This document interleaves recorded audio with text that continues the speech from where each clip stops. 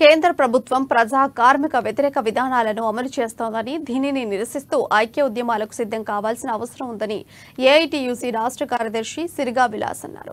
జిల్లా కేంద్రంలోని స్థానిక సిపిఐ కార్యాలయంలో కార్మిక సంఘాల ప్రతినిధుల సమావేశం నిర్వహించారు.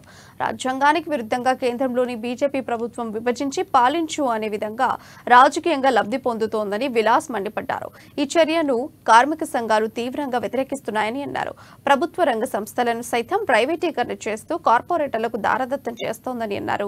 ఈ నెల 26న దేశవ్యాప్తంగా నిర్వహించ తలపెట్టిన సమ్మెలో కార్మికులు పెద్ద ఎత్తున పాల్గొని విజయవంతం చేయాలని పిలుపునిచ్చారు. బీజేపీ ప్రభుత్వము మతతత్వ విధానాలను ఈ భారతదేశంలో ప్రవేశపెట్టి రాజ్యాంగానికి విరుద్ధంగా ఉన్నటువంటి దేశ ప్రజలలో ఐక్యతా భావం నెలకొల్పేది పోయి డివైడ్ అండ్ రూల్ పాలసీని తీసుకొచ్చి రాజకీయ లబ్ధి పొందడానికి చేస్తున్నటువంటి కుట్ర.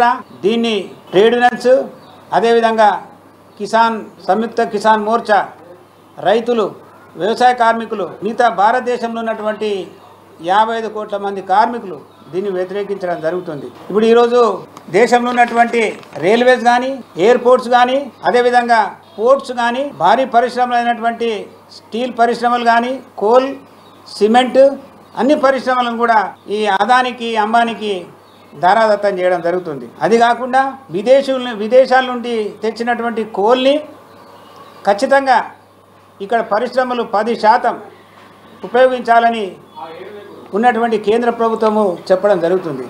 ఈ 26 తేదీన మన గణతంత్ర దినోత్సవం తేదీన మన దేశవ్యాప్త కార్యక్రమం భాగంగా ఆదిలాబాద్లో కూడా 26 తేదీన tractor, auto, motor cycle rally తీసి దీనికి నిరసన తెలపడానికి కార్యక్రమం రూపొందించడం జరుగుతుంది. కార్మిక సంఘాలు 26వ తేదీన 1 గంటకు మన